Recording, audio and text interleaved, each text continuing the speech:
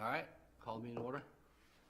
We're back to order. All right, yes, thank you, Commissioners. Okay, we just had a closed session under the General Provisions Article, Section 3305B1 for boards and commissions and personnel.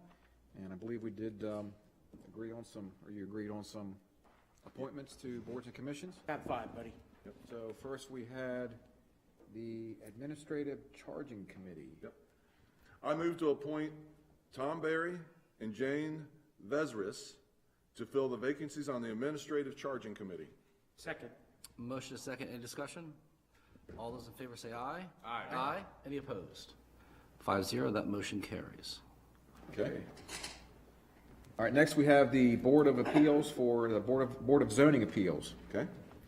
I move to appoint Michael Lesnowski as a voting member and Scott McGlashan as the first alternate to serve a term till December 31st, 2025.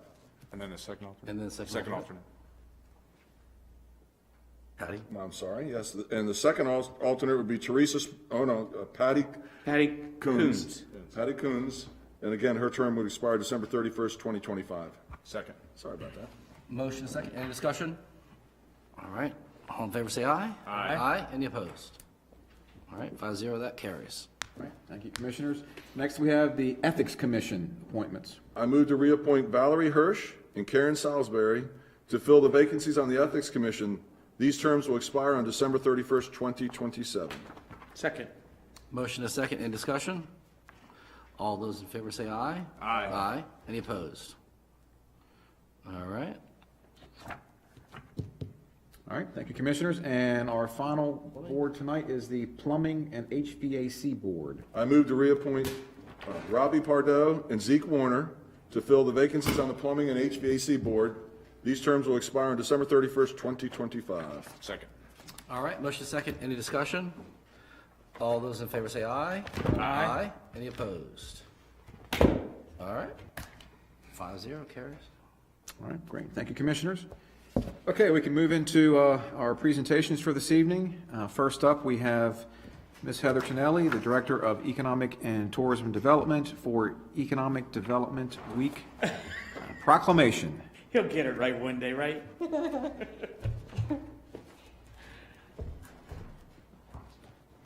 right, Heather. Good evening, and thank you for having me, and I'll make sure that this is short and sweet, because we feel like every week is Economic Development Week in Queen Anne's County. So our department focuses on economic and tourism development, and we have a great team. I just wanted to say their names because we definitely wouldn't be able to accomplish all that we have without them. We have Angela that works the front desk. Many of you have seen her. She's our visitors center support. We have Lisa Gallo, who's our office coordinator. Connie Dean, who's our CTE liaison. April Plummer, who is new to our team. She's our marketing person. And then we have Rebecca Clark, who is our economic development coordinator. And without them, we couldn't accomplish all that we do. So I'm very thankful to have them. I thought you'd be interested to hear my little story. Back in 1993, I was actually an intern for the Economic Development Department here in Queen Anne's County. I was a junior in college, reached out back then. There was, I think Amy Coleman was the director and Susie Akel Ford was worked with her. So that's almost 30 years So later. What year was it? I believe I graduated college in 94, so 93, my junior year. Figure out how old you are right now. Right? No, let's not do that. But long story short is back then, I never thought I would be here today, and I'm very thankful to have this job almost 30 years later. It took me a little time to get here, but I'm here now, and that's what matters. I brought with me today sharing some of our new marketing and outreach information that I'll leave with you. We've worked really hard to kind of brand the county and look towards the future because the story is where it's at. You know, telling our businesses the story of why Queen Anne's County. Yeah. why Queen Anne's County is so great, why they should move here, why they should start their businesses here, why they should expand, all those great things. I just wanted to share a few more key points with you before I step away. This year alone in 2022, our department, not in calendar year 2022, has received $3.6 million in grants. Now, 2.9 of that is going to be from the Rural Maryland Economic Development Fund, but that's still a lot. You know, when I first came on, we were dealing with that, the grant funds related to the COVID and the pandemic. And we thought that was kind of drying up, but here we are again. These are not pandemic-related funds, but still a great deal of money. Some of it we've requested and applied for, and some of it has just come our way. I was here a couple weeks ago to let you know that we were receiving $263,000 in funding related to tourism marketing. We have the 2.9 coming through, which will be a pass-through. We have some micro ag grant money coming, so lots of good things. Hotel tax, so another. Can I ask you a question real quick? Getting back to that, has the KNDF approached you? Are any of those dollars available for the wayfinding, or? Not for the 2.9. They did submit that project, but Okay. it was not selected. Okay. They do have I think $90,000 safety grant that they're applying towards the first part of that. Okay. And we plan to help them apply for the other funds that are available through the Okay. Department of Commerce. But they did apply, but Okay. they were not selected for that round. Hotel taxes have gone up 43% in FY22 compared to FY21, which I think is pretty substantial. Which So- is an increase in night stays, is what you're saying? Right. Yeah. So when you look at 2019, when I started, they were around 564, give or take. Don't quote me on the number. Now they're up in the 800s, and we still have a new hotel coming on, a 120-room hotel. So you can only imagine what that impact will be to the tax dollars that go into the general fund. So I think that's a good thing. Can you do me a favor though, Heather, to make that a real number, can you see what the rate differences are? Because a tax on a higher rate is just, Right. at that point, it's, you know. But they're still making that. No, money. I get it, I'm just Right, curious yeah. how much of it is actually more people coming and staying. Right. I Or believe paying it- more for the room? I That's what I'm saying, honestly. you're paying for more for the room, you're gonna pay more tax for the room, so. One, and I will certainly get that to you, but one anecdote is I called around for November 13th because that's when we have the Bay Bridge run, and every hotel was booked up for that hotel, unrelated to the Bay Bridge run. They were already sold out. So I couldn't, I'm sure there's a few rooms there set aside for Is that mostly weddings, you think? weddings, and it's also Easton Waterfowl Festival, and so we get the overrun from that. But the Beach Club, which is one of our largest wedding venues, when they book, they allocate a certain amount of room blocks. But thereafter, you know, if you have a 200, 300 person wedding, those people have to stay somewhere else. And I've traveled behind delivering visitors guides to the different hotels before. I traveled behind like a wedding organizer, and she was stopping at each one, you know, dropping like 20, 30 bags off for wedding participants or people coming to visit. So that is a really strong market. As But- the tourism director, what's the one thing, if you had to pick one thing that the county's missing? A ferry. Be a venue, it could be anything, I mean, just, An I'm event just, venue. excuse me? An event venue, somewhere event large enough to be able to hold a large number of people, which our 4-H park it can be that, but they're limited on the types of events that they can hold. They Okay, certainly. just curious, Yes. thank you. I would also like to point out that our new CTE CTE liaison that's been here for a little over a year has the largest number of youth apprenticeships on the whole Eastern Shore. And actually the state director of apprenticeships, both youth and adult apprenticeships, came over to visit with us to hear about what she was doing and what our program may look like because we've been so successful. So thank you, Connie Dean, for that. And she's done a great job. Her and Rebecca actually helped us plan the event that we had on Friday, where Commissioner Wilson was a speaker focused on the career and trades education. We took a tour around the college and could split up. Some could see healthcare, some could see workforce or trades, trades. And then afterwards, we had a presentation from several people and ended the day with a business roundtable where we matched the teachers from the school that focus on CTE, the college teachers that focus on CTE, and with businesses that were in that same field, and we sat them all at the table together and got a lot of great feedback. So overall, pretty good. So we still have a lot of work to do, but It was a good Can event. you, can you work with Beth on getting like a press release out on that statistic about the CTE program? I mean, I think it's important. Everybody's talking about CTE now. Jack has been leading the way for years, right? So Right. the county is much more ahead. We should toot our horn on that. It was a great reset Friday to back to where Project Bright Future left off before COVID, and this really, I mean, it was a great event. I mean, the turnout was phenomenal. The roundtable discussions, everybody was on point with it, and we had the educators there, we had the college educators Right. there, so all the stakeholders that can make this happen and really make it gel were there, and the whole vibe was very positive. And now we're back into it again. I think now we got momentum. Connie's doing a great job pushing stuff out, so we just got to keep the train on the tracks and keep pushing it down. And, like I've said all along, we can be the leader in the state in this whole realm of CTE and workforce development and career paths and everything, so. I believe we are one of the leaders, not because it's Queen Anne's County, but just because of what's been accomplished. And we're getting feedback from other counties that want to do what we're doing and want to learn what our programming looks like. Just some more stats, as Commissioner Corino mentioned, we have, since Connie's been here, 21 new internship opportunities, 15 new youth apprenticeship opportunities. 8 of those have been filled here locally.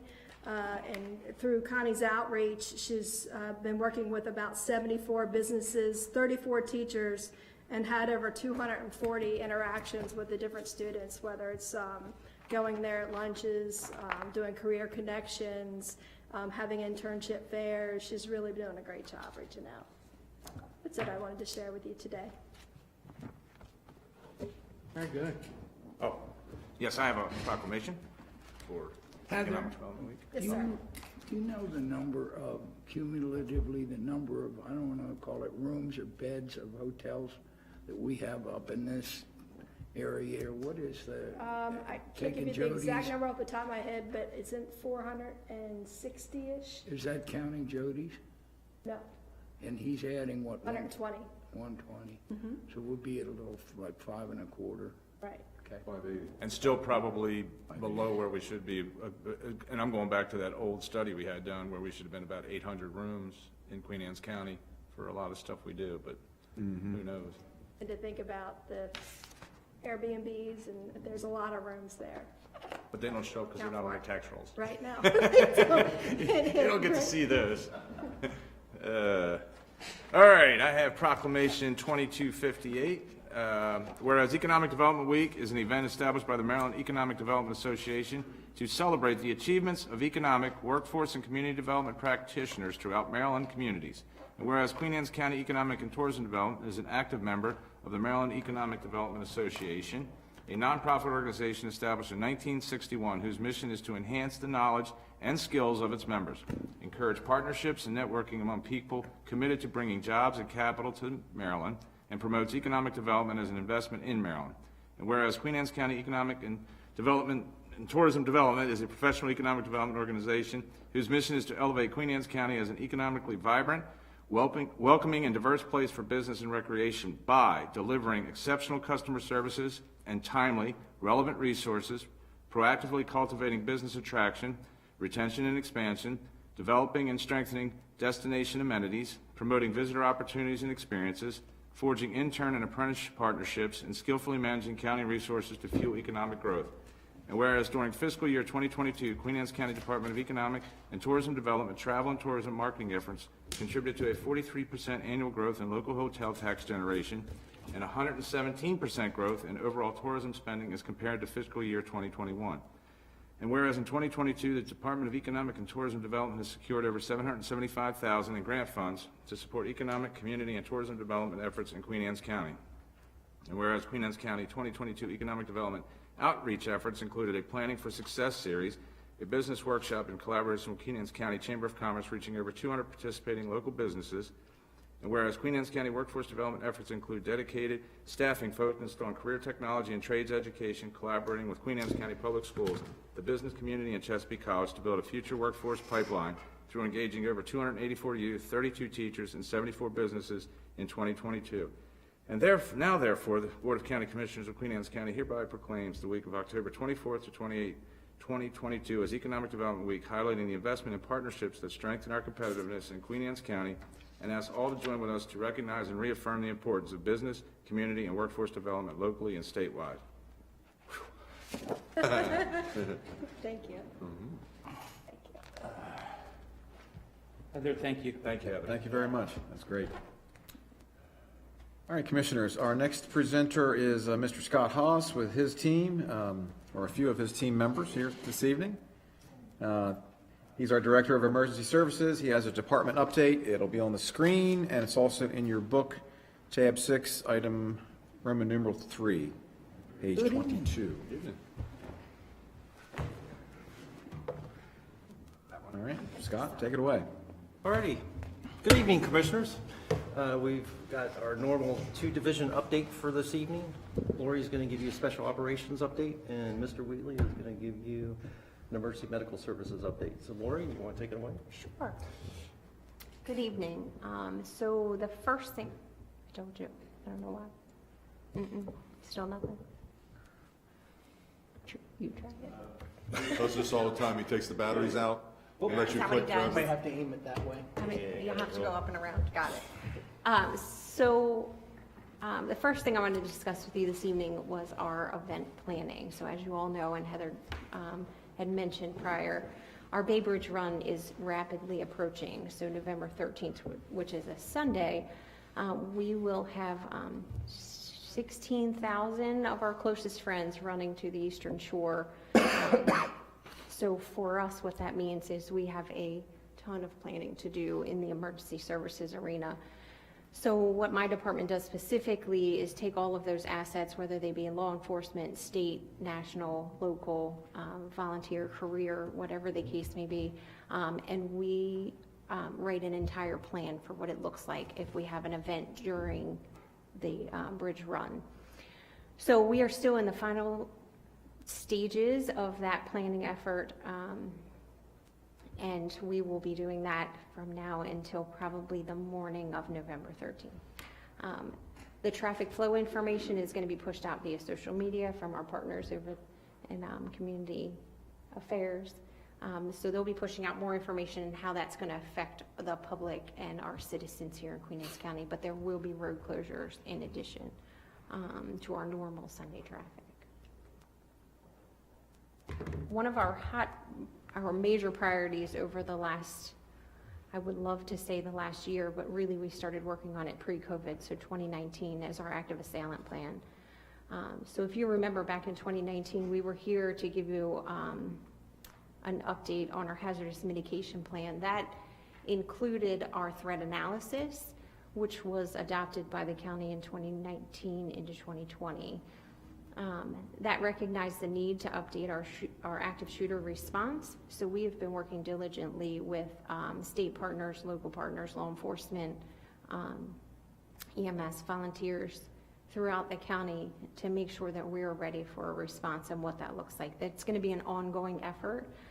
So as we develop a plan, we're going to train on the plan, and then we're going to make changes to the plan. So it's going to be an ongoing cycle for our department. But most recently, we have taken the next step into going into the schools and conducting training with both the supervisory staff and administration staff, and also with all of the teachers. So as of today, we have finished all 14 schools in the county, teaching them Stop the Bleed training. So we just finished last Friday. We also serve on the active assailant work group for the state. So we are entrenched with them to make sure that we're bringing the best information back to Queen Anne's County. And we've also started training. So we had an active shooter response at Chesapeake College. It was a course that was put on by LSU at Chesapeake College over the summer. That was law enforcement and EMS integrated. And then we are in the middle of developing a training program for our local area. So in addition to that, we're still doing all of the regular planning. So we've been here before to talk about the Cloverfields Drainage Project. Just to give you a quick update, we did put in for the scoping grant. It has been moved forward to FEMA. It has passed the MEMA review and been moved to FEMA. We're waiting for word back on whether or not we've received that grant. We're also working with our contractors to finish the emergency operations planning, which is essentially the guide for our EOC and how we would manage a large scale event, so hurricanes, things like that. Those just have to be updated on a regular basis. We have submitted a grant which has been accepted for our hazardous mitigation plan. So that is for our 2024 update, but the grant had to be applied for this year, so that has been pushed forward. We've recently conducted a tabletop exercise for the county on our area dams, and that has to be done every 5 years. We recently completed that. We're continuing to work on our mass communication. We visited the IPAWS lab up in DC recently and did some exercising with them. And then we're developing resource lists to work with our communications division with the new CAD update, so we can push timely information to the responders that can come up on their MDTs as they're responding to calls. And then, of course, there's always our CERT team. So not being in the community for a couple of years, we are trying to get back out there as much as we can and teach the community resiliency. We have had a safety day at Symphony Village just recently. We are starting a new course at Symphony Village sometime soon, and probably at one other site location. We haven't confirmed it yet within the county.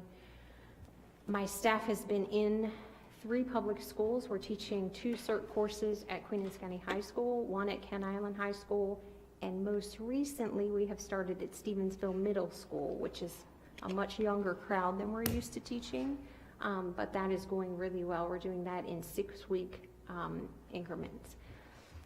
We're reaching out to community organizations. Of course, we're still doing hurricane preparedness. Hurricane season goes through November. And then we have been to several outreach programs and open houses. So we're trying to reach the community in every facet that we can. Oops. Oh. Sorry, Scott. So, as Commissioner Wilson likes to pick on me a lot, there's so much to say but so little time, so I promise I will keep it short like you all like. But thank you once again for letting us come before you. I sent the stats out today. Again, having moderate call volume. As you saw a few weeks ago, we were off the charts again, which is awesomely good because we're running calls, we're out there. But unfortunately, sometimes it's putting the depletion on our resources, which I know you get tired of reading that each week too. But we do almost every day now run out of ALS transport units in the county, at least for 30 minutes or 20 minutes at a time. So it's an interesting time. So our call volume is up. Our high acuity calls, the calls that require more resources, the calls that require more hands on deck in order to help sustain life, are higher than we've ever experienced. So that's pretty interesting. We also ran into a phenomenon that we've dealt with for many years, but we hit something over the summer that had never happened before. We had a hospital that kept an ambulance, 2 of our ambulances, 2 from Caroline County, 2 from Dorchester, 2 from Talbot, for over 6 hours over the summer, waiting for a bed. So at that point, that unit that started the call at around 8:30 that morning did not clear the call until 9.5 hours later. By the time they transferred the patient, came back, cleaned up their unit, put stuff back, and they were ready for service 9 hours later. That's unacceptable. So my superior Jedi Knight here and I reached out to our legal advice from our EMS consultants and from our legal counsel from our EMS counsel. And we combined as a Talbot County, Dorchester County, Caroline County, and Queen Anne's County came together as one.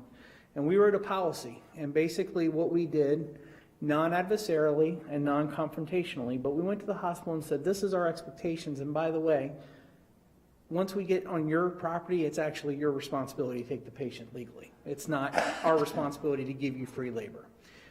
So we wrote a policy that basically says anywhere there's a bed, anywhere there's a chair, after 15 minutes, we're going to try to find a place to put that patient. Now, the patient's in extremis. We're continuously treating the patient. We know if we sit a patient in a chair, their outcome is not going to be good. we're not going to do that. We're going to wait until the bed is available. But we've come together, we've talked to the administration of Shore Health, and they've agreed, and since that policy has went in effect, we've never had to use it. We've never had to just leave a patient somewhere. Our turnover time has been around 15 to 18 minutes on most weeks, as you get that report. The longest we've been there lately is about 35 to 40 minutes. And now we're taking that and we're going to Anne Arundel Medical Center. And Anne Arundel County Fire Department and Annapolis Fire Department are joining us. And we are now known throughout the state as taking this trend and moving this toward throughout the state of Maryland. So thanks for letting me put my head out on the guillotine a little bit, but I think we've got full support, and I think we're doing good things with that. Before you go on, Yes, sir. this actually had ramifications, I think, way beyond what happened, because of that, it created really quite a stir. And Gary Mangum and Ciatola then took that whole ruction off to the Maryland, Board. Arms board? the About Arms two Board. months afterwards, we had notification of hospitals being built. And because of all that, suddenly the hospital, which had been frozen for years, got moved through. And it all started because you did that. So you get extra points. Could not agree more, 100%. It's a big deal. It really did start a process that is really going to better healthcare on the Eastern Shore, not immediately, but the fact that we now have not a replacement hospital, but a new regional is going to be very, very significant. So superb job, guys. And again, it was not controversial. We didn't come in going, you will do this, you will do that. It's we just worked as a team. As I said, the demand on our staff has been really high with these high acuity calls, which is good. We've also had 4 or 5 people out on FMLA due to stomach surgeries, back surgery, stuff like that. And unfortunately, as I've told before, which you guys are very well at understanding, but when someone calls out in an office, that office care can go unstaffed for the day and it's okay. But when we have a call out and we have people on vacation, we're backfilling. So I'm trying to keep up with that. He's having to shake me down and keep me in line with my budget. We're doing the best we can, and we have to backfill the positions. So with all this said, our customer service still comes first. We're trying to get out there as much as possible. As Chief Morris alluded to, we have been supporting the Special Ops Division. Just that we've trained every county public educator, every teacher, every principal, the superintendent herself. We were able to assist Special Ops in training them on Stop the Bleed, that they may be able to help save somebody's life until we get there. I think is a miraculous and awesome accomplishment, and I'm proud that we've been a part of that. Our folks have started going to some conferences for the first time since COVID. We sent a few people down to Florida to EMS World, brought a lot of cool things back, which we'll touch on in a second, a new piece of equipment that Queen Anne's County is the only one that has it. And I'm yet again proud that we're doing something that no one else is. So hold on, I'll tell you about that. We're supporting Chief Morris with the active assailant planning and training. I've also been able to go back because of COVID. We haven't had an award ceremony. We haven't been able to get people together, but I've been able to go back and start giving some awards out to our folks that are very deserving of these awards since 2019. And I'm going to be doing that for the next month as much as possible. And what I recently learned on a nationwide conference call, I was on with people from LA, from Louisiana, from all over the nation, that we are well ahead of a lot of people with a lot of the things that we're doing here. So it made me very proud to take part of that. So the famous saying, what's next? Well, we got these really nice new ventilators with the help and full support of the Queen Anne's County Health Department. They're not only ventilators that we can set ventilations once we intubate patients, but they have CPAP, which we've been doing for years, which everybody knows it's continuous positive airway pressure for patients that are struggling to breathe, that are full of fluid. You all probably know it for people that have sleep apnea, et cetera, but it has BiPAP, which does the same thing with a lot less triggering devices that helps the entire cardiac and respiratory system continue to work together positively. And we're the first to have that within the EMS setting around here, and I am very proud of that. We're getting ready for the Bay Bridge Run. As Chief Morris alluded to, 16,000 runners plus 1 spectator leads to about 35,000 people that could possibly be in danger if something happens, and we're going to do everything we can to protect them. I'm excited to say that the EMS duty officer vehicle that you approved in last year's capital budget, the chip has finally come in for the vehicle, and it is in process of being learned. Ship with the chip. It's finally coming. So frustrating. So I hope that they'll be able to park that over here for you in January and let you see that. The mid-year funding for our new recruits will be starting in January, and they'll be coming on board. We had a very competitive hiring process, and we were able to fill all positions that we had open, and they'll be starting the first week of January, which I'm pleased to say. And just when you thought you had the last of me, your next meeting, I'm coming back because we had things approved in the capital budget, and I'm ready to move forward with action items to get those, which include our cardiac monitor, which we're able to get through partially of a grant, the active assailant gear that we're talking about, the PPE that was in the budget item, and finally the new administration vehicle that was in the budget. So I'm going to come knock on your door one more time, just get your approval to move forward with our capital budget purchases. And with that, I'll open up to questions. When do we see that next unit, 24/7 unit come online? Is that in January? So the employees come on in January, but it's going to take a good, I'd say 60 to 90 days to get everybody trained, cleared, and able to function. One thing Scott can elaborate on is the educational programs. Again, going back, we said COVID so many times during this presentation.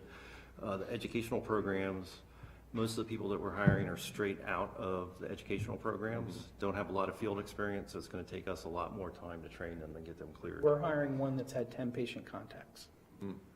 Everything else had to be done in lab settings or with mannequins because of COVID. So imagine taking, when we were hired, we volunteered for hours and hours, or we were working 3 different part-time jobs, hours and hours, and we were coming with experience. We are getting people fresh out of the schools that have had 10 patient contact hours, and now we have to interact them. And have I told you how neat it is for under 25-year-olds to communicate sometimes without a text message? So we're teaching them authentic dialogue skills. That's part of the education, communication skills. And it's not a negative thing. It's just adjusting our training to meet the needs of our current employees that we're getting. So. But we're anticipating a lot longer process than what they have been in the past to get everybody out in the street and actually get the unit functional. 2 things I want to touch on real quick on the end of this is we have a dedication tomorrow, and hopefully some of you can attend. It starts at 10 o'clock, and it's at DES. We're dedicating our Emergency Operations Center to our prior director, John Chu. The last thing I wanted to inform you of tonight is this gentleman has decided to retire. And his last couple days with us will be in late December.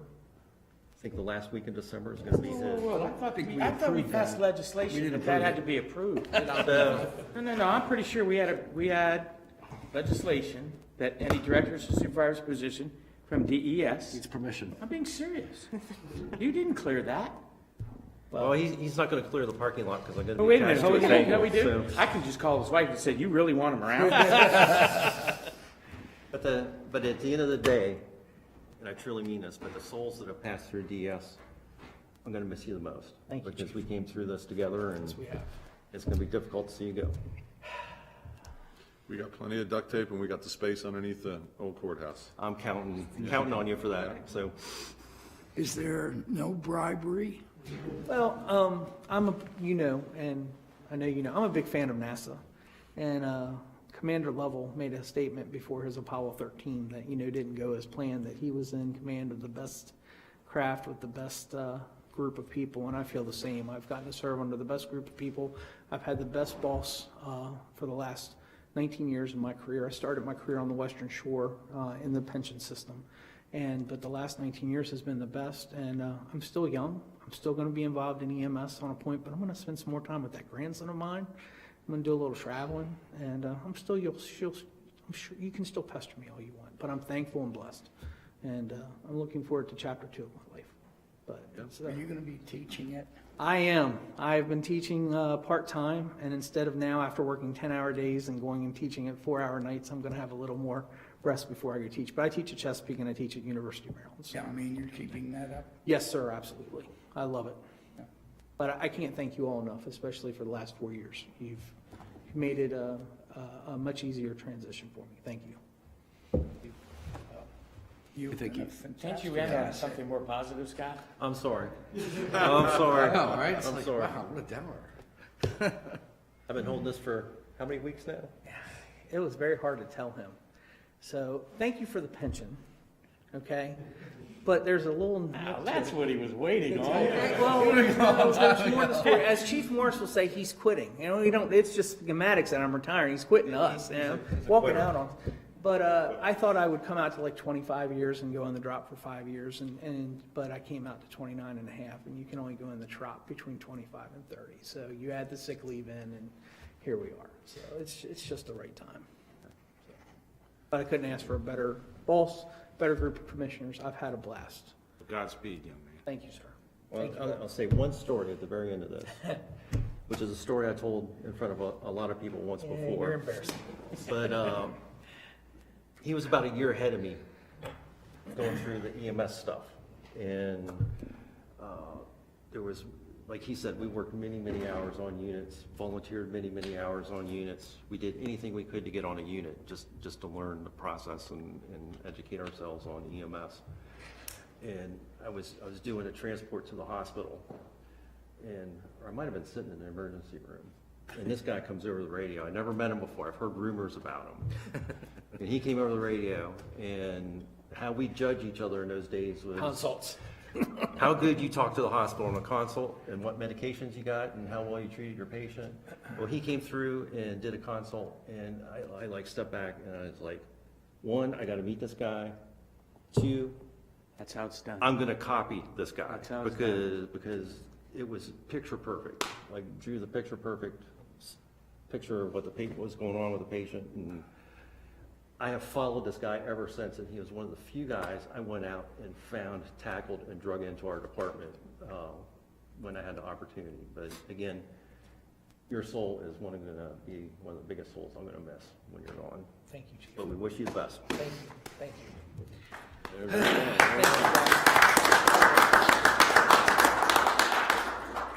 Thank you. Thank you all very much. I hope you felt the bus hit. Yeah, I thought the bus was pretty All right, thank you, gentlemen, and Lori, thank you very much. All right, Commissioners, moving on, we have our next presentation from Mr. Steve Chanley, the Director of Parks and Recreation, with his departmental update for us this evening. So, Steve? tough act to follow. Yeah, I was just thinking about you, buddy. yeah. Had you go first. All right, and Steve's presentation is also in your book, page 32, item 4, under tab 6, and it's on the screen as well. All right, thank you all, it's good to be here. Again, just a quick brief update, kind of staying within the theme of everybody else. It's been a long day for you guys. But the first project up is the town of Queen Anne at Roosevelt Park. They received the Community Parks and Playground grant to redo the paving of the trail around the park. We're pleased about that. That took about almost 2 years to get it through just because of their cycle, so we're pleased to get that started. Just some of the projects that we've done. We took care of Graysonville parking lot and we completed the trail, which is the Leonard Smith Trail that goes up from the parking lot up into the woods and throughout. Parking lot was also straight. We're doing some trail repairs to Southernsville and to Route 18 Park. We also paved the Fallen Heroes parking lot and we striped that as well. Our staff just completed their last round of sport field fertilization, as well as overseeding the athletic fields. Equipment replacement is still an issue, just like everything else. We've been waiting for some stuff for almost a year now. This year was a great season for our Ranger program. It was the most successful one that we've had so far. We currently have 2 full-time and we had 11 part-time during the year, so that was great, and they came with a lot of experience. And as the season is ending, a lot of the part-time folks are looking to come back next year, so I'm looking at hitting the ground running with them as well. Let's see. Again, as I mentioned, we still have equipment that's outstanding. You can see by the dates, now we're over a year in many of that stuff. For recreation, winter sports season is about to begin. We just recently hired a new recreation specialist, Karen Eder. She had previous work experience with the city of Gaithersburg a number of years back. She started back at the end of August. So we're looking forward to some new ideas, new points of view, new programming from her. Our staff got back together with community services and brought back a popular program, Beach Blanket Bingo, that was held at Conquest Beach. We worked with the Corsica River Conservancy. We had Corsica River Day, but that was also the weekend of the big rain, so we had to cancel that. We've got some nature walks with our rangers. We're getting them not only involved in, taking care of the parks, but we're also going to kind of get them into some sort of programming aspect, and this is our first foray into that. We've made contact with the new director over at Animal Services, and our staff is going to do a program called Paws in the Park. We're looking to do that sometime in 2023.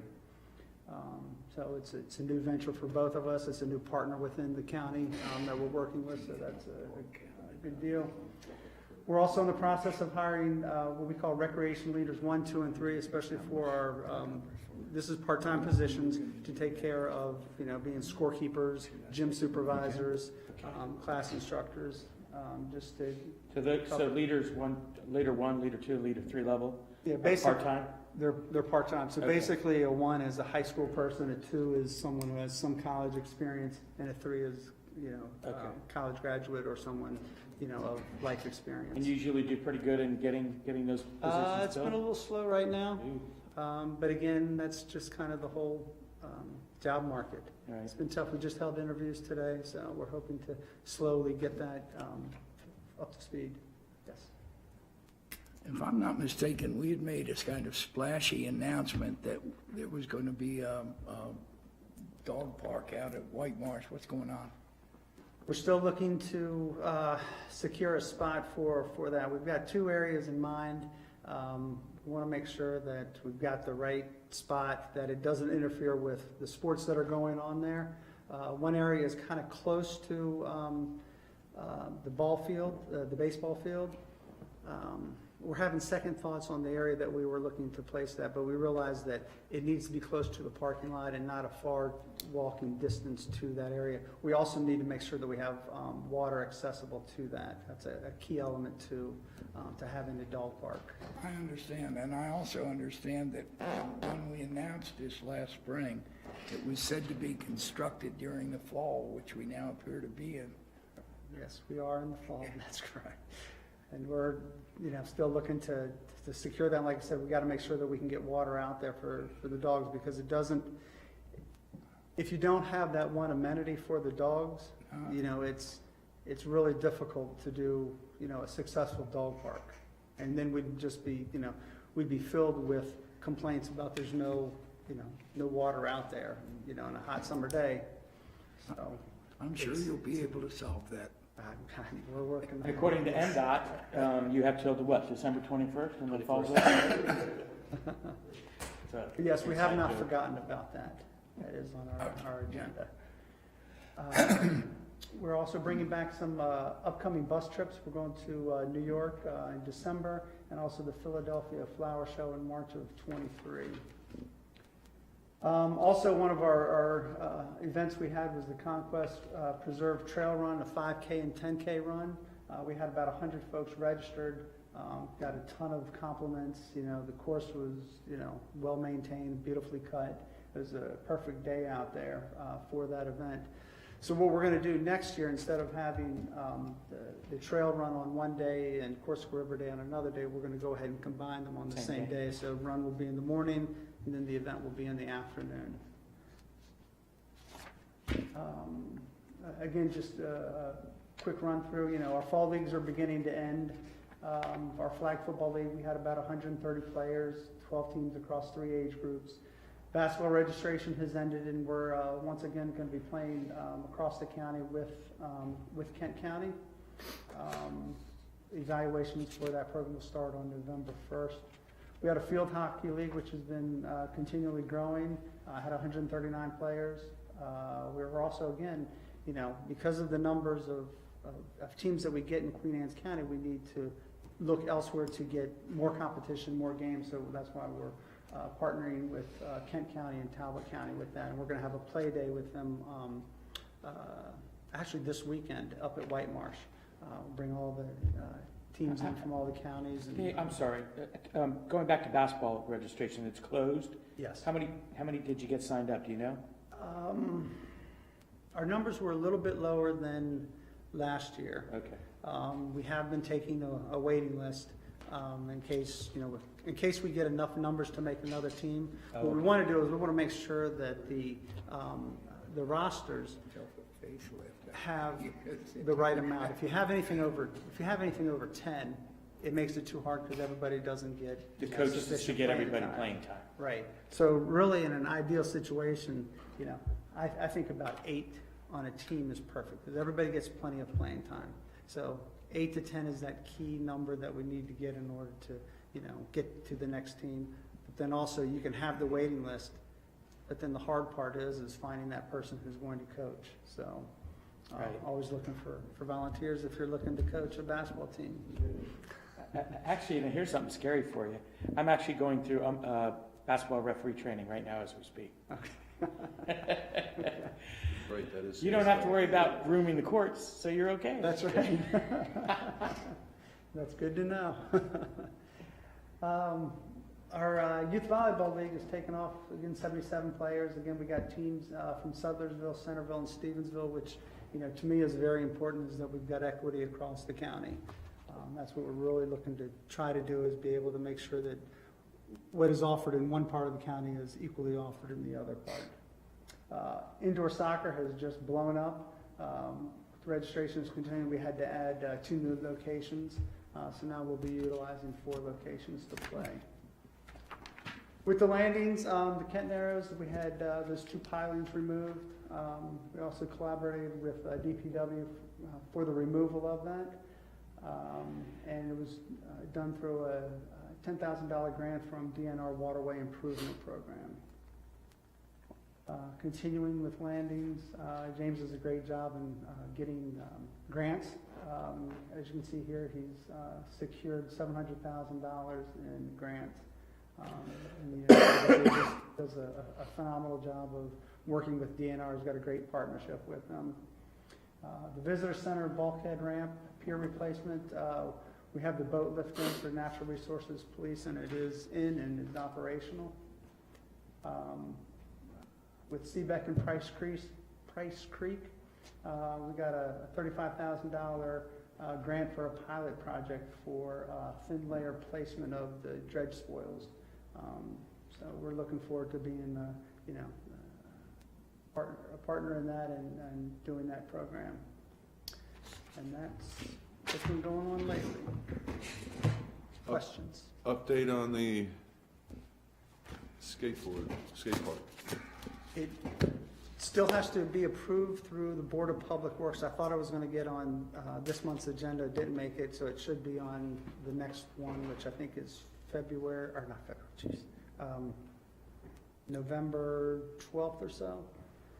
It should be on there and approved. Do we need our lobbyists to make sure that's on the agenda? Make sure. And the 2 synthetic turf fields, the 2 new ones. Right. There was a pre-construction meeting at DPW last week, and they're looking to start construction mid-November, as soon as they give them a notice to proceed. You're good. We're looking to move forward on those and Good. all that. So a lot of things happening. Yeah. A lot of good things. So And we're still working on the Cross Island Trail with land acquisition? still working on that. That one is a tough one. I know, well, then we got somebody we're gonna put on that one too, so. Okay, good, thank you. Anything else? Yeah, buddy. Thank you very much. Thanks, Steve. Thanks, Steve. Good. Okay, Commissioners, that concludes our presentations for this evening. We have about a dozen action items. So if you want to turn to tab number 3, we can go through those. So tab number 3, page 1, item 1 is proclamation 2257. I believe Commissioner Moran's going to read that one. This is proclamation 2257. Whereas the residents of Queen Anne's County have great respect, admiration, and the utmost gratitude for all the men and women who have selflessly served as our selflessly served our country, and this community in the armed forces. And whereas the contributions and sacrifices of the men and women who served in the armed forces have been vital in maintaining the freedoms and way of life enjoyed by our citizens. And whereas Queen Anne's County seeks to honor these individuals who have paid the high price for freedom by placing themselves in harm's way for the good of all. And whereas veterans continue to serve our community in the American Legion, Veterans of Foreign Wars, religious groups, civil service, and by functioning as county veterans service officers in 29 states to help fellow former service members access more than $52 billion in federal health, disability, and compensation benefits each year. And whereas approximately 200,000 service members transition to civilian communities annually, and whereas an estimated 20% increase of service members will transition to civilian life in the near future, and whereas studies indicate that 44 to 72% of service members experience high levels of stress during transition from military to civilian life, and whereas active military service members transitioning from military service are at a high risk for suicide during their first year after military service, and whereas the National Association of Counties encourages all counties, parishes, and boroughs to recognize Operation Greenlight for veterans, and whereas Queen Anne's County appreciates the sacrifices of our United States military personnel and believes specific recognition should be granted. Therefore, be it resolved, the designation as a green light for Veterans County, Queen Anne's County hereby declares from November 7th through November 13th, 2022, a time to salute and honor the service and sacrifice of our men and women in uniform transitioning from active service. Therefore, be it further resolved that in observance of Operation Greenlight, Queen Anne's County encourages its citizens in patriotic tradition to recognize the importance of honoring all those who made immeasurable sacrifices to preserve freedom by displaying a green light in a window of their place of business or residence. Signed, the Queen Anne's County Commissioners. And with this, we are actually going to light up the old, no, not the old courthouse, right? The new courthouse, the the new old courthouse, and this building, yeah. Right. So we're going to light them all up with green for this, and you know, what strikes me is the $52 billion in federal health. I mean, that's a lot of money and a lot of people that need the help. And there's an organization in Queen Anne's County now that's moving towards just what this is all about. So we wish them luck in their endeavors of securing some funding and a location. So more to come on that. So we go green in the month of November, or just? Well, this day? they're asking for the 7th through the 13th. Okay. Yep. So wear green next meeting. Yep. Very good. All right, thank you, Commissioner. Okay, our next item is item number 2 on pages 2 through 36. This is a Royal Legacy deed of easement for Bernard and William Davis. And this is for a 67.5-acre property within the Foreman Branch Rural Legacy area that will be preserved. And we have a deed of easement here between the state of Maryland, Queen Anne's County, and the Davises agreeing to preserve that property. Notably, no county funds were used to preserve this property, so we recommend. I move to approve and sign a Royal Legacy deed of easement for Bernard A. and William B. Davis. Second. We got a motion to second. Any discussion? Stevie seconded. All in favor? Aye. Aye. Any opposed? All right, 5-0, motion carries. All right, thank you, Commissioners. Item 3 on pages 37 through 55, we have another Royal Legacy easement agreement here.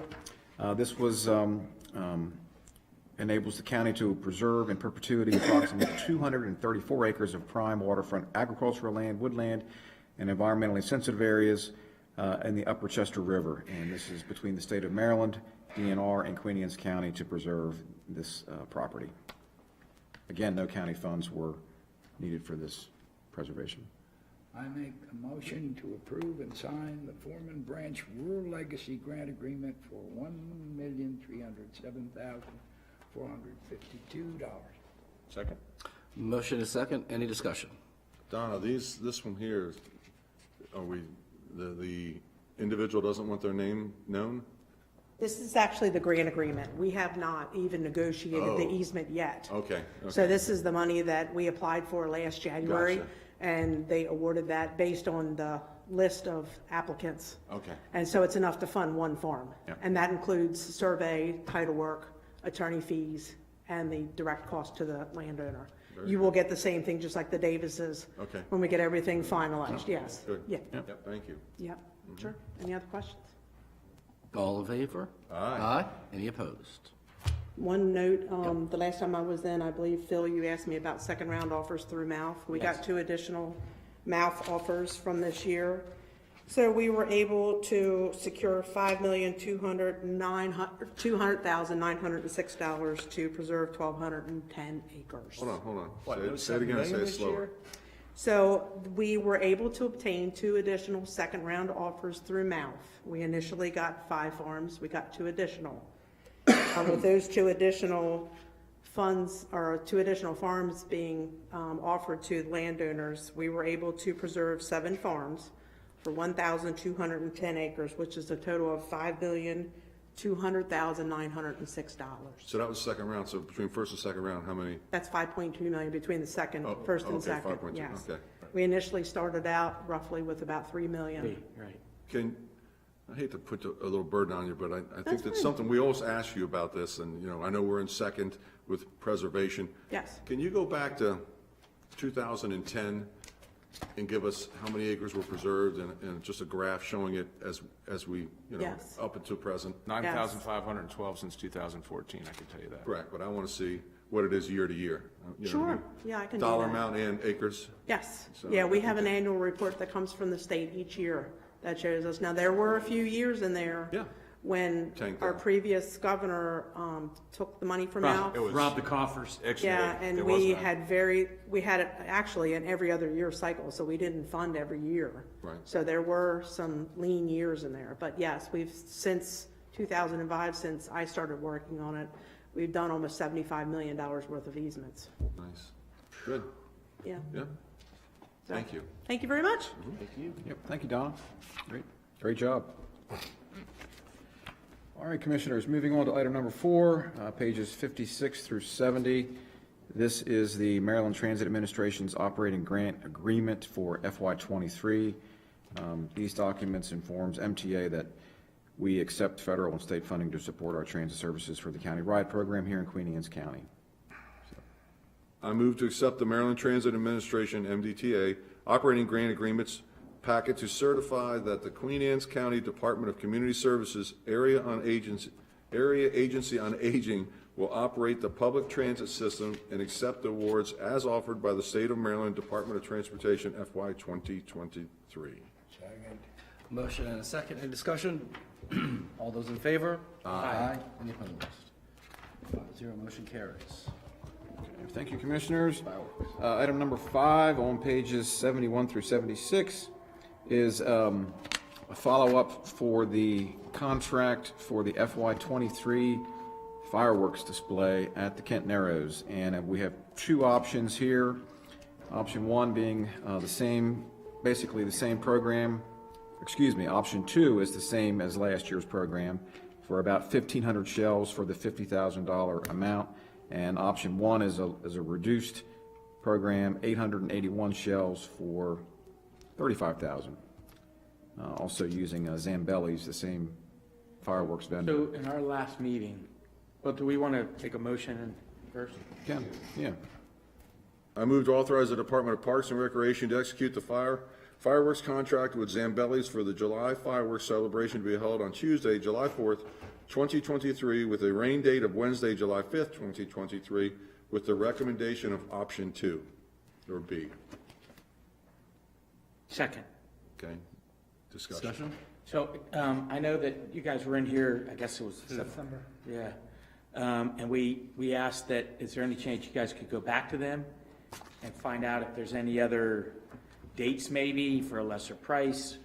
It's not, the date has a little bit to do with the price, but it's more or less the information that was outlined above with the shipping, with the transportation, with the setup. You know, one of the biggest contributors to the increase in cost is the shipping from China over.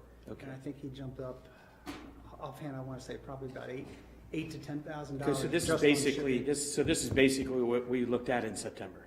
Correct, except we also, as you asked, I did reach out to another vendor called Firestar to see if they could give us a price on that, and I sent them basically the same type of shell count, shell sizes and things like that, anticipating on getting a response back. I got a response back, I got it, I'll get it to you in a couple days. Now, it's been a month and a half. You so still haven't heard back? I'm taking that as a no response.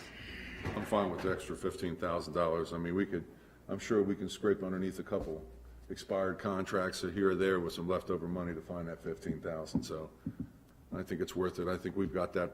That is a great show, and last year it had a hell of a crowd, and I think it's worth the extra 15 to me. So, my opinion. Second.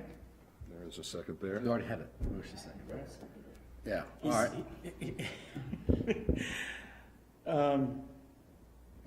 You know what, I mean, it's a big deal, there's some jurisdictions across the country that have canceled them because of the cost. So I agree with Commissioner Jim Moran. I think it's important that we find out where we can find the money and we get it and then we make it happen. It's a Fourth of July. quality vendor, quality show. I mean, so it's not like we're going into uncharted, Right. territory with Exactly. somebody new. They We do- don't they know do- what we're going They to do a great show. They do. Last year was awesome. All right. All those in favor of Jim's motion to make the sky go boom, boom, say aye. Aye. Aye. Any opposed? This guy's going. Okay. Bill, I could have been worse. I could have made the motion for 60,000. I know, could have been worse. And you would have said second real quick and, Excellent. All right, thank you, Commissioners. Item number 6 on pages 77 to 78, this is Upper Shore Regional Council's operating budget for fiscal '23. This is the annual contribution that we provide to that program of $12,000. I move to approve the county's contribution of $12,000 for the Upper Shore Regional Councils for their operating budget for FY 2023. Second. Motion is second. Any discussion? All those in favor say aye. Aye. Aye. Any opposed? 5-0, that motion carries. Thank you, Commissioners. Item number 7 on pages 79 through 82, and this is from the Department of Planning and Zoning and Department of Public Works to adjust the review fee schedules for amendments to subdivisions, site plans, and engineering plans. So right now, we do not charge for amendments to development review submittals, and specifically, this adds a review fee of $250 for those amendments by the applicant. And we have representatives from I move to Planning and accept and zoning. adopt the updated fee schedule as presented by staff, specifically to add review fees for amendments to subdivision, site plans, and engineering plans. Second. All right, motion and a second. Any discussion? Yeah, let's discuss this. Yes, come on up. And Marge, that was a second from Jim, because he beat Steve. So why don't you tell the public, why don't you explain exactly how this came about and why we're doing this and how you got to $250? I'd appreciate that. Thank you. All right, well, basically, the intent of this is basically to find consistency between what is a new submittal and what would be an actual amendment. The code does define what an amendment is to a site plan, but there's areas where it's not exactly addressed as to what could be a revision, which is usually something that would be potentially smaller than an amendment. So basically what we did, we worked with Department of Public Works, and created some new categories, and I'll explain them first, but then you asked specifically about the $250 fee. So there's the three fee schedules in front of you. The first one is for residential development. That's for subdivision development. Usually we don't see amendments to subdivisions per se. Usually they come in as an administrative subdivision, but we do have what would be an amendment to an easement. That would be a critical area, afforestation area, or a forest conservation area. I believe you guys see them when someone does submit an amendment. And then also for DPW, for them it would be for engineering plans. So you're looking at a sewer plan or a stormwater management plan, and that's just to address the fee that's not necessarily does not have a fee at this point in time to cover, obviously, the review of it. And we base that number on the existing fees Right. that are already established. Right. But I did want to clarify one point, and that is that because the code isn't very clear on what these thresholds are, through the years and through different staff members, we have collected fees for amendments, and sometimes they've been based on a new submittal threshold because the amendments had a lot of moving parts and it was basically a new review. And sometimes that fee was based on the additional square footage.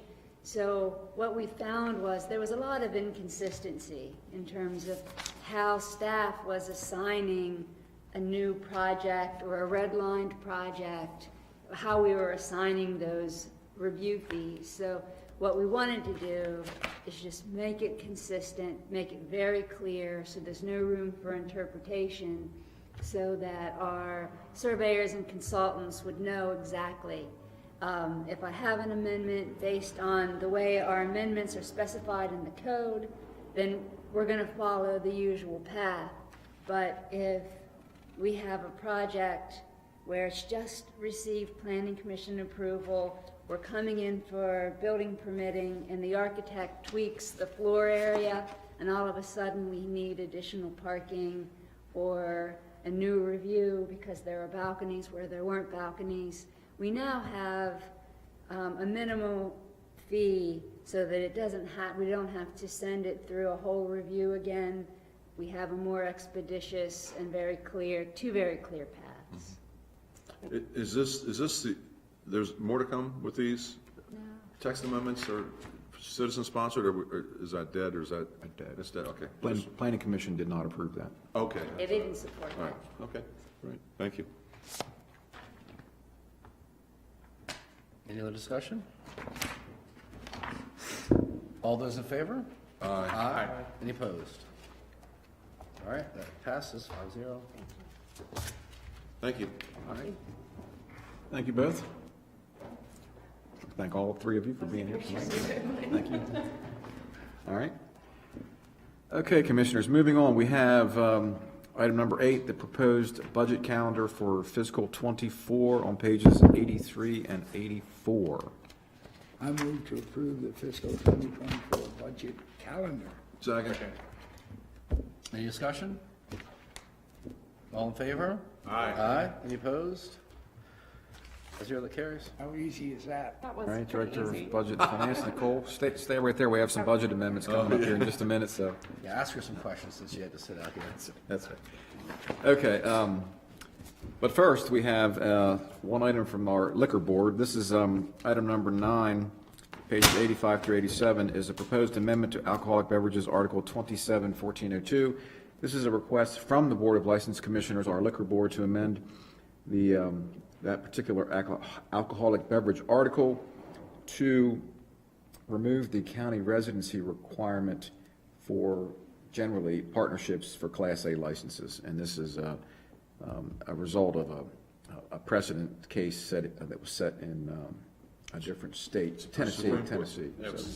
So this would be something we would submit to our delegation for consideration next session. I move to forward this request to our delegation for review at the 2023 legislative session. Second. Any discussion?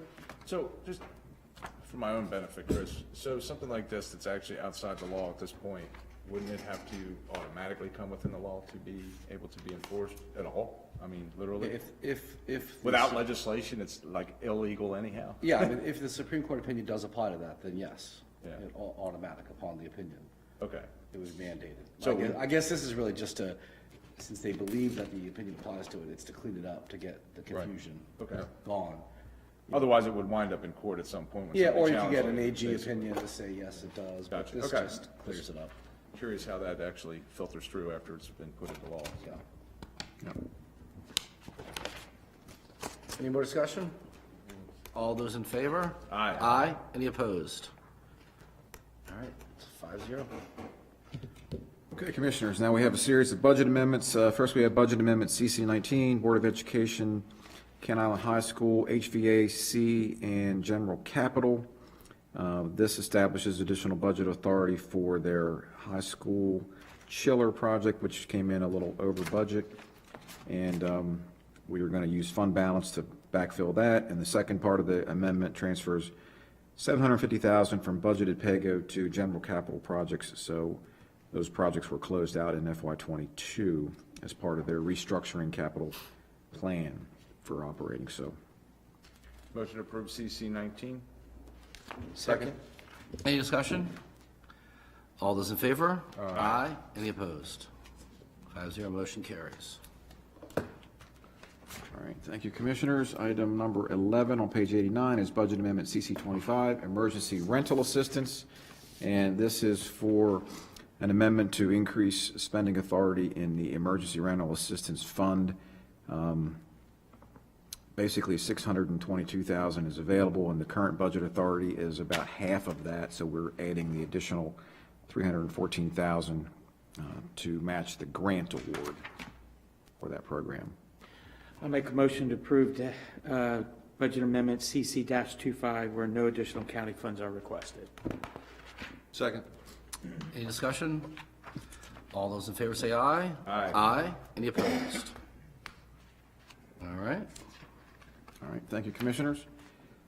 Next, we have item 12, Budget Amendment CC 26, Board of Education, Sudlersville Elementary HVAC.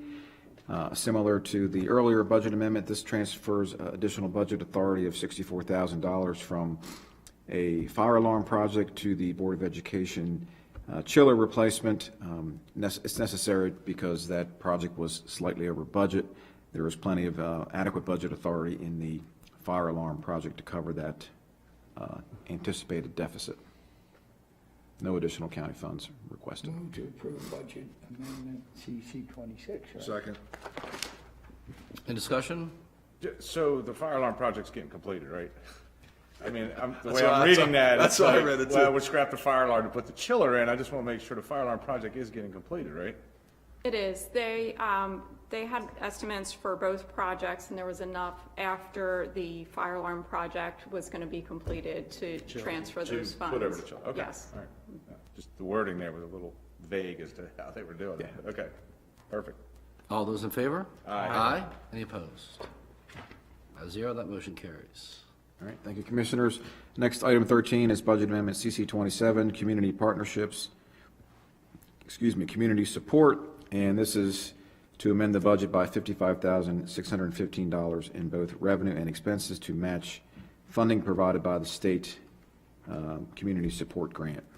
I move to approve budget amendment CC-27. Second. Any discussion? All those in favor? Aye. Aye. Any opposed? 5-0, motion carries. Okay, two more to go here. We have Budget Amendment CC 28, Community Partnerships Administration, again, to request an increase in $12,716 in both revenue and expenses to match funding provided by the state for FY23. Motion to approve CC 28. Second. Any discussion? All in favor? Aye. Aye. Any opposed? 5-0, that one carries as well. And our last budget amendment is Budget Amendment CC 29, Community Partnerships Transportation Voucher, and it's a request to amend the budget by $15,091 in revenue and expenses to match funding provided by state operating revenue for fiscal 23. Make a motion to approve budget amendment CC-29 where no additional county funds are needed. Second. Any discussion? All those in favor?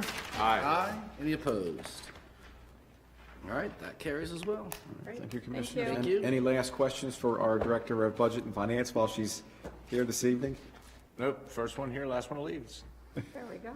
All right, thank you. Thank you. Thank you very much. All right, we have one desk item. We have a draft letter from Mr. Clay Washington requesting support from the Commissioners for a grant from Stories of the Chesapeake Heritage Area. It's due on Halloween, and the Alumni Association for Kennard Elementary is seeking grant funding for the furtherance of its mission to chronicle African American history in Queen Anne's County.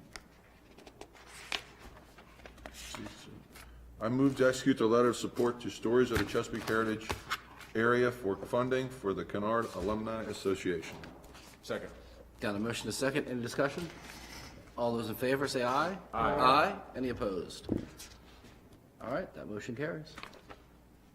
Thank you, Commissioners. That is all of the action items for this evening that I had. Roundtable, who wants to go? Well, nothing? Beth, do you want press Press and public comment? Okay. Jackson? We took mine when we had the EDC thing about last Friday's event, so. All right. Already covered it. Just a reminder that this Friday night at 6 o'clock at Ken Island High School, and the stadium is the Ken Island High School Queen Anne's football game, where the Superintendent's Cup is at stake and North Bayside Championship. Both teams are 7-1. Wow. Really? I would suggest if you have an opportunity Friday evening to be at Ken Island High School for the football game. Wow. Friday Night Lights, just like West Texas. You get to go down on the field, Phil? I'm gonna guess there's like 5,000 people gonna be there. We have some kind of nice seating. We You on- must be in the front row. That's tough, because I'm a Lion. My daughter is now a Buck, and so. Yeah. You're living in a house divided. Actually, as arm commissioners, wrestler. we support both our high schools, so,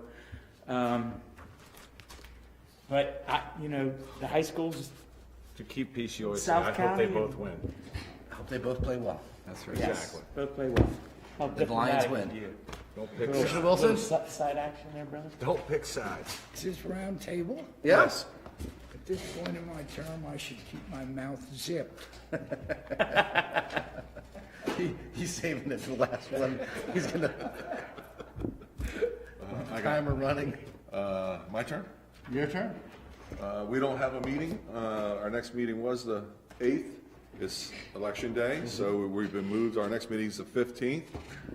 Just tell everybody to get out and vote. Whoever you're going to vote for, but get out and vote. Don't sit on the sidelines. Vote early, vote often. Vote early, vote often. Yeah. That's right. Can you say that?